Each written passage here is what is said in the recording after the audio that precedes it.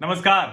बिहार विधानसभा चुनाव में आज से प्रधानमंत्री नरेंद्र मोदी ने भी एंट्री ले ली है और नरेंद्र मोदी जब चुनाव प्रचार में आ जाते हैं तो फिर सारा चुनाव उनके इर्द गिर्द चला जाता है, भले ही राज्य में कोई भी स्थिति हो। और उन स्थितियों पर मैं अलग से बात करूंगा, प्रधानमंत्री ने जो भाषण दिया है उस पर अलग से बात करूंगा, लेकिन वाल्मीकि नगर लोकसभा में आने वाली विधानसभा सीटों के बारे में आपको जो वहां समीकरण है उसके बारे में बताता हूं। वाल्मीकि नगर लोकसभा, ये लोकसभा जिसमें 6 विधानसभा सीटें आती हैं, वाल्मीकि नगर, रामनगर, नरकटियागंज, बगहा, लौरिया और सिकटा। अगर यहां की बात करें तो 2019 में भारतीय जनता पार्टी के समर्थन से जनता दल यूनाइटेड के सांसद हैं बैद्यनाथ महतो और उनके सामने कांग्रेस के टिकट पर लड़े थे राष्ट्रीय जनता दल के समर्थन से शाश्वत केदार, लेकिन उनको 2.5 लाख मत भी नहीं मिल सके थे। और इस सीट की अगर बात करें तो उससे आपको समझ में आएगा कि यहाँ ताकत कितनी है, क्योंकि जेडीयू के जो बैद्यनाथ महतो लड़े थे उनको 6 लाख से ज्यादा मत मिले थे, 58%। 2009 में भी जेडीयू के बैद्यनाथ महतो जीते थे, 14 में भाजपा के सुभाष दुबे जीते थे, तो ये अंतर था। और अगर हम विधानसभा वार बात करें तो सबसे पहले वाल्मीकि नगर विधानसभा की बात कर लें। 2010 में यह सीट भारतीय जनता पार्टी के पास थी और भाजपा के साथ थी तो जनता दल यूनाइटेड के पास थी, और राजेश सिंह 29% से ज्यादा मत पाकर विधायक बन गए थे। दूसरे स्थान पर रहे थे राष्ट्रीय जनता दल के मुकेश कुशवाहा, उनको 29% मत मिले थे।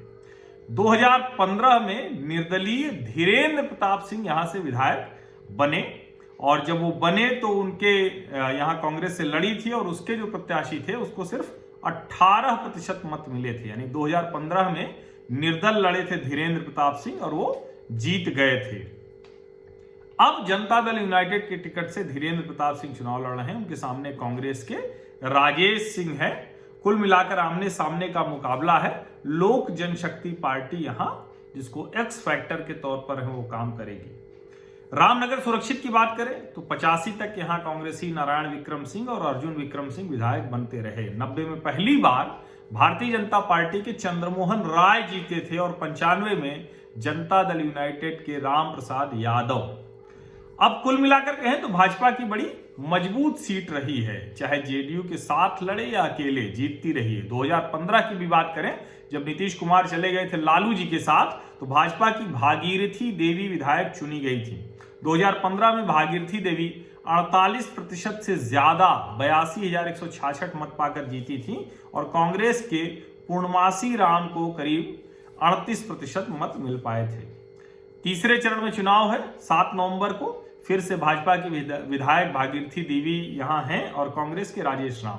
भागीरथी देवी का पलड़ा भारी है, वो फिर से विधायक बनती दिख रही है। नरकटियागंज 2010 और 2014 के उपचुनाव में भाजपा के सतीश चंद्र दुबे और रश्मि वर्मा जीती, लेकिन 2015 में जेडीयू ने जब पाला बदला तो कांग्रेस के कोटे में सीट चली गई और कांग्रेस के विनय वर्मा विधायक बन गए।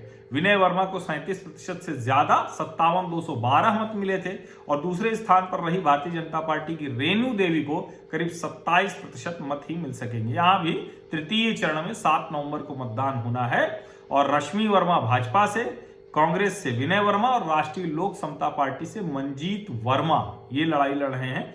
इस सीट पर भी भारतीय जनता पार्टी का दम ज्यादा दिख रहा है। बगहा विधानसभा, बगहा लंबे समय तक अगर कहें तो कांग्रेस के नरसिंह बैठा यहां से कांग्रेस के 6 बार विधायक रहे, और उसके बाद 80-85 में भी कांग्रेस के त्रिलोकी हरिजन विधायक बने थे। 90 में जनता दल के टिकट पर पूर्णमासी राम ने कब्जा जमाया तो 2009 तक वही जनता दल और राजद के टिकट पर चुने जाते रहे। 2009 के उपचुनाव में जेडीयू के कैलाश जेठा और 2010 में प्रभात रंजन सिंह जीते। 15 में भाजपा अलग हो गई तो राघव शरण पांडे को टिकट दिया और कमल थामकर पांडे जी विधायक हो गए।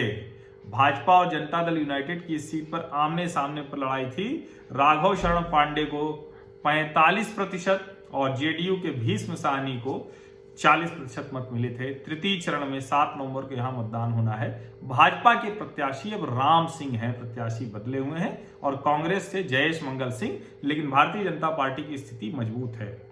लौरिया, इस सीट पर 1985 के चुनाव तक कांग्रेस काबिज रही। 90 में मंडल ने कांग्रेस को उखाड़ा तो 90-95 में जनता दल के रणविजय शाही विधायक बने। जेडीयू के पास भी यह सीट रही है, लेकिन 2010 में यहां से विनय बिहारी निर्दलीय जीत गए।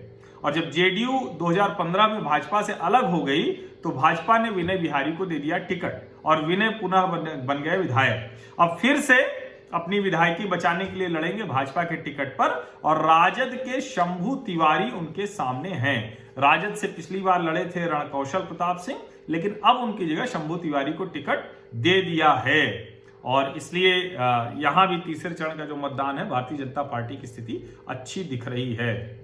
सिकटा विधानसभा, सिकटा विधानसभा, इस सीट की अगर बात करें तो कांग्रेस 77 के चुनाव से ही गायब हो गई थी।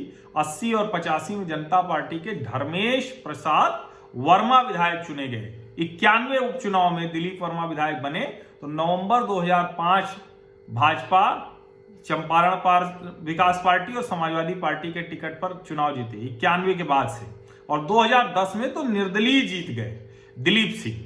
अब आप समझिए दिलीप वर्मा, इनकी ताकत का अनुमान लगाइए आप।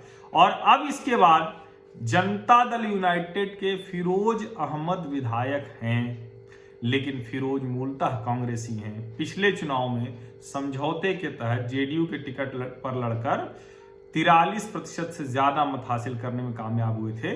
भारतीय जनता पार्टी के दिलीप वर्मा करीब 42% मत पाकर दूसरे स्थान पर रहे थे। लेकिन अब यहां एक चीज समझिए आप, यहां लोक जनशक्ति खेल बिगाड़ने की स्थिति में है। जनता दल यूनाइटेड से चूंकि खुर्शीद फिरोज अहमद फिर से हैं, लेकिन माले से वीरेंद्र प्रसाद गुप्ता हैं। तो कुल मिलाकर ये अगर वाल्मीकि नगर लोकसभा की बात करें तो 3 सीटों पर भारतीय जनता पार्टी पक्के तौर पर जीतती हुई दिख रही है। जनता दल यूनाइटेड की भी 1 सीट बेहतर है, लेकिन 2 सीटों पर उसकी स्थिति अच्छी नहीं है। तो वाल्मीकि नगर लोकसभा का ये समीकरण और दूसरे जो समीकरण है अलग अलग विधानसभा के, उनके बारे में मैं आपसे चर्चा कर रहा हूं, और कोशिश करूंगा कि सभी 243 विधानसभा की तस्वीर आपके सामने साफ हो जाए। और अब चूंकि धीरे धीरे जोर और पकड़ रहा है, जैसे जैसे 28 अक्टूबर नजदीक आ रही है, पहले चरण का जो चुनाव है, तो उसके लिहाज से बहुत से समीकरण भी बदलेंगे। तो मैं कोशिश करूंगा कि उन बदलते समीकरणों को भी धीरे धीरे अब अलग से शामिल करूं। बहुत बहुत धन्यवाद।